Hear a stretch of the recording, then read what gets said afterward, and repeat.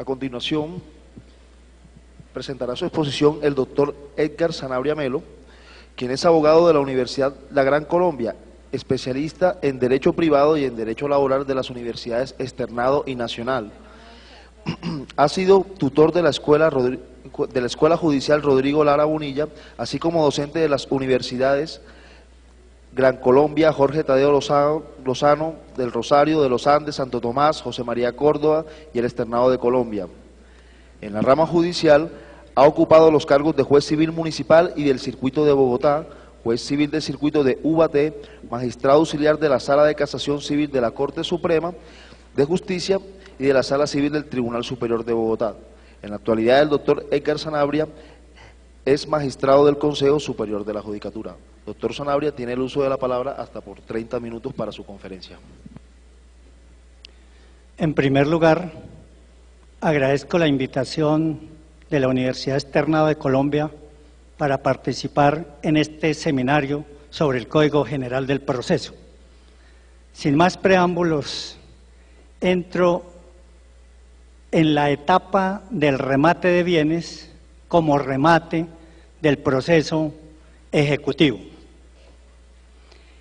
En esta etapa del proceso, realmente es donde se refleja el poder coercitivo del Estado para lograr que, mediante la figura del remate de bienes, el deudor termine pagando lo que no hizo voluntariamente para evitar el respectivo proceso.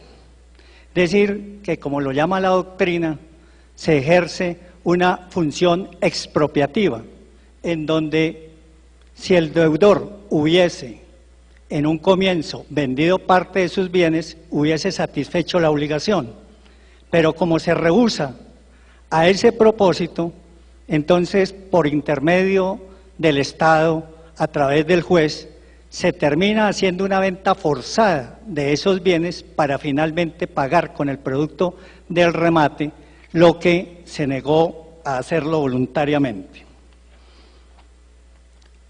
Es preciso señalar que el remate es un híbrido jurídico, en la medida en que participa de los requisitos que requiere todo acto jurídico y también es un acto procesal en la medida en que hay que respetar y observar todas las formalidades previstas para su realización. O también se llega por petición de acreedores que hayan embargado en otros procesos los remanentes.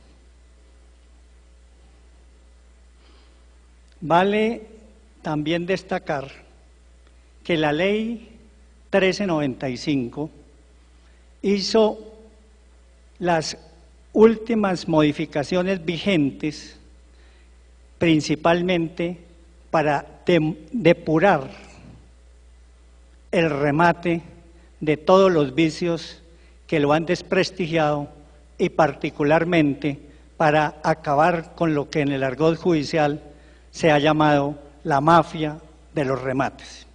Esas modificaciones, en su gran mayoría, se mantienen en el Código General del Proceso. Para señalar fecha para remate, determina que es necesario que se hayan cumplido una serie de requisitos previos, porque de lo contrario no será legalmente posible señalar esa fecha. ¿Cuáles son esos requisitos que deben cumplirse? La providencia, y aquí el Código adecúa técnicamente el sentido que viene de dos disposiciones previas.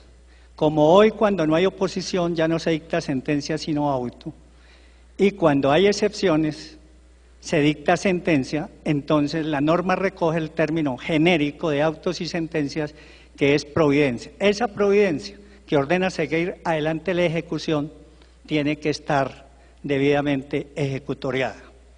Obviamente que para rematar bienes se requiere que estos estén embargados, secuestrados, avaluados. También es necesario que la liquidación se haya practicado, aun cuando no es indispensable que ésta se encuentre en firme. Esa es una previsión del legislador, porque vía objeciones a las liquidaciones era una manera frecuente de torpedear y de dilatar el proceso. También es necesario que si esos bienes embargados soportaban gravámenes hipotecarios o prendarios, se haya hecho la correspondiente citación de los acreedores hipotecarios o prendarios. Al igual que si se han hecho solicitudes sobre bienes inembargables y esas decisiones no han alcanzado el sello de su firmeza, también se requiere que estas decisiones estén ejecutoriadas.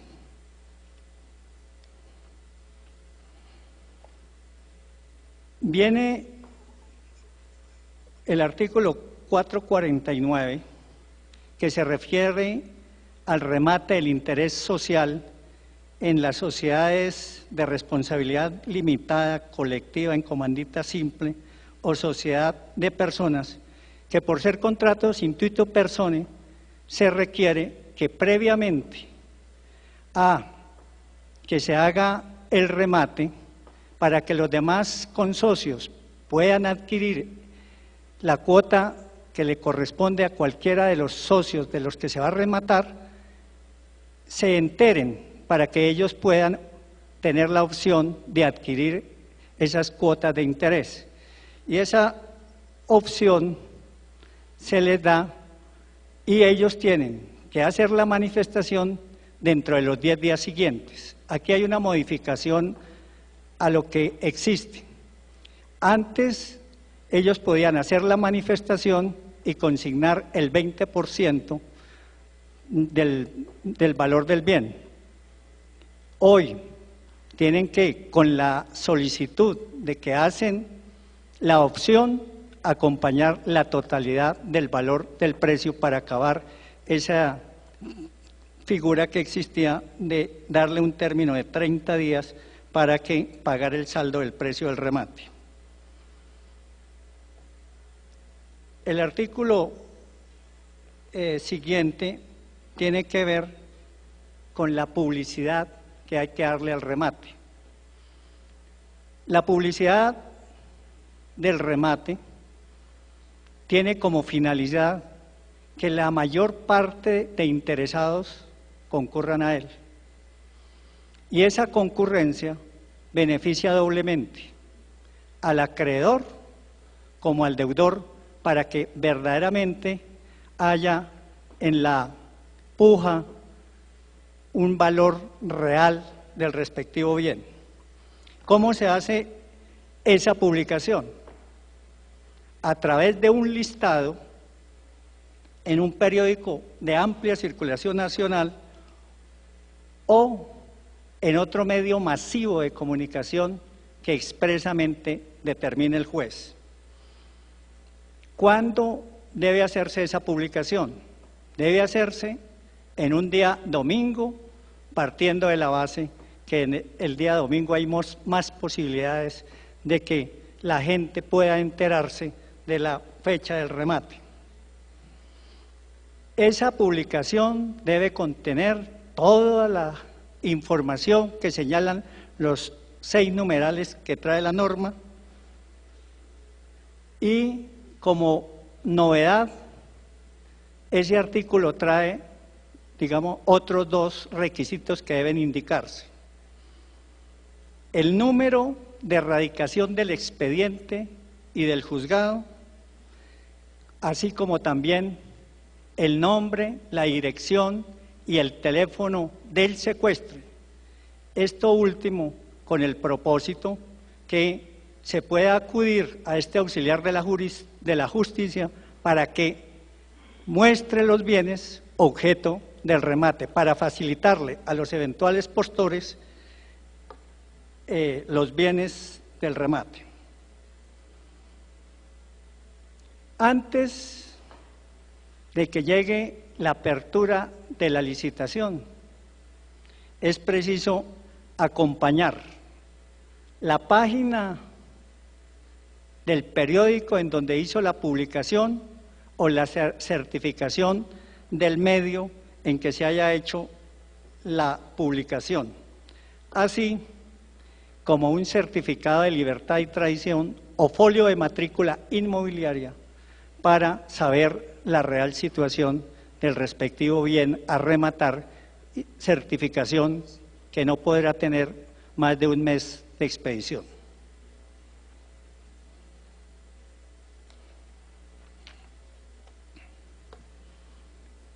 El artículo 451 se refiere al depósito para hacer postura. Ese depósito vino a incrementarse de un 20 a un 40% desde la ley 1395, con el fin de que hubiese un mayor grado de seriedad en las ofertas que allí se hacían. ¿Qué novedad trae el nuevo Código General del Proceso? Ya la ley 1395 había previsto que las ofertas se harían en sobre cerrado, pero acá, además de que se siguen haciendo en sobre cerrado y esa información permanecerá reservada y bajo la custodia del juez, se permite en el código que esas ofertas se hagan o se puedan hacer con 5 días de anterioridad. Esto también tiene un propósito loable, que es acabar con los nuevos vicios que surgieron con ocasión del sobrecerrado.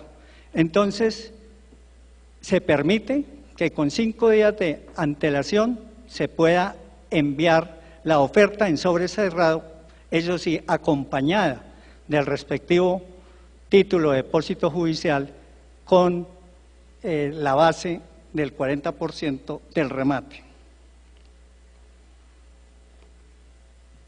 En el artículo 452, que habla ya no de la diligencia de remate, sino siguiendo los nuevos derroteros del código, audiencia de remate. ¿Cómo es el desarrollo de esta audiencia de remate?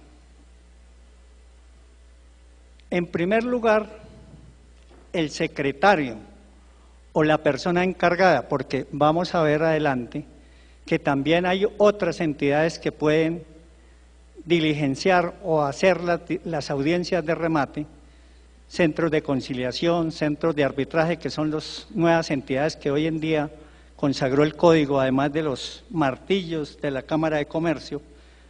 Entonces, el secretario anuncia el número de sobres que fueron recibidos dentro de esos 5 días anteriores.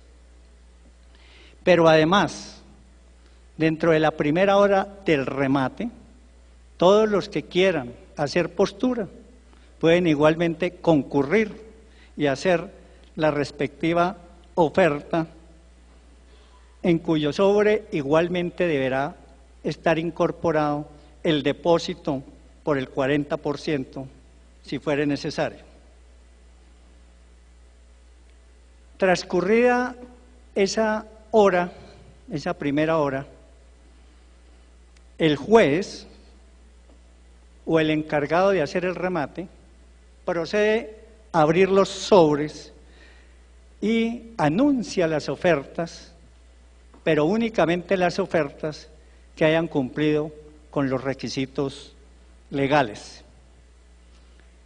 Y abiertos los sobres, verificadas las ofertas y el cumplimiento de los requisitos, procede a adjudicar el bien al mejor postor. Es de anotar que también el código, para evitar cualquier equívoco, determinó que las ofertas son irrevocables. sea que no hay manera de reversar. Prevé una solución para el caso de que haya empate en las ofertas. En el evento de que haya ofertas por el mismo valor, el juez tiene el deber de invitar a los dos oferentes que resultaron empatados a que se dirime el empate, a que aumenten la oferta. Pero como puede ocurrir que ese empate se dé con ofertas que se realizaron en sobre cerrado dentro de los 5 días anteriores, y como no es necesario que quienes hicieron ese tipo de ofertas concurran a la audiencia de remate, la ley también soluciona el impasse diciendo que se adjudicará a quien primero ofertó. Quien es primero en el tiempo, aquí también será primero en la adjudicación. Se reitera, se repite aquella previsión de que quienes no resultan favorecidos con la licitación de inmediato, es decir, ya hay que proceder a devolverles sus depósitos judiciales sin necesidad de ninguna clase de dilación. Es posible que por alguna razón extraproceso el remate resulte fallido, una cuestión que es muy frecuente o más frecuente de lo debido. Es el llamado terrorismo en el remate, que cuando en alguno de los edificios hay señalada una fecha para remate, se vende la idea de que hay alguna bomba y entonces inmediatamente se desaloja el edificio y el últimas el remate resulta fallido. En ese evento también habrá que devolver de manera inmediata los dineros depositados. Una novedad que habrá que implementarla en la medida en que los recursos y las decisiones políticas así lo ameriten, es la parte final que prevé las pujas electrónicas. Esa posibilidad de realizarla por este camino se le dejó al Consejo Superior de la Judicatura para que, en cooperación y con el apoyo del Ministerio de las TICs, como llaman ahora, se haga la reglamentación correspondiente. Si un tercero quiere rematar por conducto de apoderado, el poder debe presentarse debidamente. Y cuando la oferta la hace el apoderado del ejecutante, es necesario que esa facultad esté de manera expresa y obre en el proceso, bien dentro del respectivo poder o en memorial que se presente con tal propósito.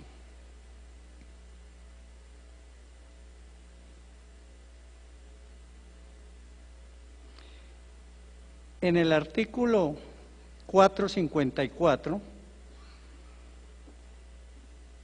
se prevé que se puede comisionar para el remate, además de las notarías, las cámaras de comercio, los martillos legalmente establecidos, a los centros de arbitraje y a los centros de conciliación.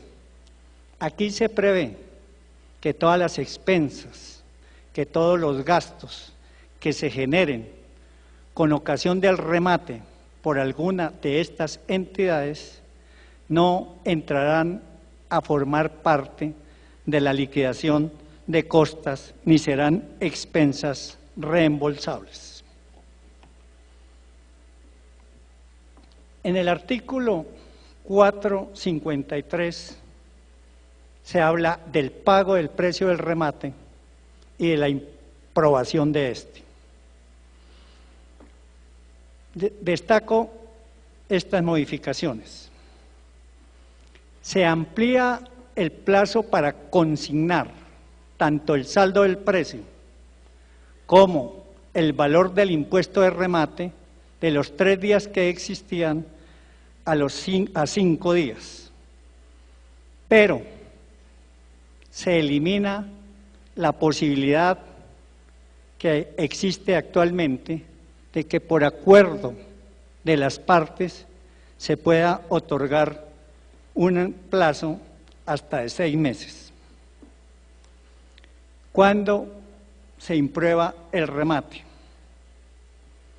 El remate resulta improbado porque no se consigna dentro de esos 5 días el saldo del precio o porque tampoco se presenta el correspondiente recibo del pago del impuesto dentro del mismo término. La improbación del remate trae como consecuencia y a título de multa que se pierde la mitad del 40% depositado para hacer postura. También es bueno destacar que todas las irregularidades que puedan existir y que afecten la validez del remate quedarán saneadas, convalidadas, si no se alegan antes de la aprobación del remate. Voy a acelerar porque ya me sacaron la primera tarjeta amarilla.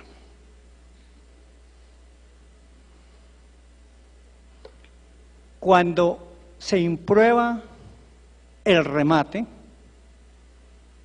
o cuando se declara desierta la licitación, se vuelve a señalar una nueva fecha y en esa nueva fecha se mantiene la misma base del remate, es decir que no ocurre como en tiempos iniciales del Código de Procedimiento Civil, donde a medida que avanzaba y había una nueva licitación se iba reduciendo del 70 al 50 y al 40. Ahora siempre será el 70%. Sin embargo, en el evento de que fracase, ya en una segunda licitación, puede el ejecutante acompañar un nuevo avalúo y surtida la etapa de contradicción de este, se vuelve a fijar fecha para remate con el 70%. Y para el deudor también surge una opción a todas luces justa que dependió de una sentencia de la Corte Constitucional en donde en un proceso de familia, después de muchos años, el bien terminó rematado con un avalúo de hacía 12 años. Entonces acá al ejecutado se le da la posibilidad que después de un año de estar en firme el avalúo, también pueda presentar un nuevo avalúo para que con base en ese avalúo se entre al remate. En cuanto el artículo 458, 460, 461 no tienen mayores modificaciones.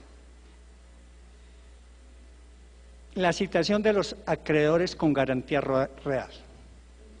En el proceso ejecutivo sin garantía es posible que se embarguen bienes que soportan gravámenes o prendas.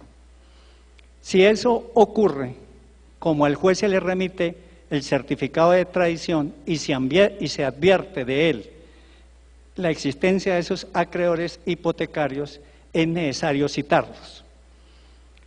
Pero ahora, en el nuevo código, esa citación será para que concurran a ese proceso. Pueden hacerlo dentro del mismo proceso o en proceso separado, pero ante el mismo juez, no como está actualmente, que los acreedores hipotecarios pueden irse por separado con sus garantías reales a perseguir el mismo bien, y como tienen preferencia, pues se desembarga el bien en el ejecutivo singular para quedar por cuenta del hipotecario. Y acá, como alguno de los acreedores hipotecarios puede concurrir al proceso donde está el embargo y el otro irse en proceso separado, significa que podría, quien se fue en proceso, en el mismo proceso que está cursando, pedir que esa actuación se envíe al proceso ejecutivo con garantía real. Se cambió en buena hora todo lo atinente a la realización especial de la garantía. Ese fue un procedimiento que se introdujo en la ley 1395, pero que no tuvo ningún éxito porque como no había ni mandamiento de pago ni medidas cautelares, podía perderse todo el tiempo al final porque el deudor bien podía traspasar el bien y el adjudicatario resultar afectado con violación del debido proceso. Ahora, ¿qué ocurre? Ahora es prácticamente un símil del proceso de ejecución con título hipotecario, en la medida que para pedir la adjudicación del bien hay que cumplir con todos los requisitos que tiene el ejecutivo con título hipotecario. Lo que allí se regula de manera diferente es todas las posibilidades de defensa que allí se tienen, en donde, de acuerdo a el tipo de defensa que se presente, habrá un incidente o todas las defensas podrán tramitarse simultáneamente para resolverlas en la sentencia.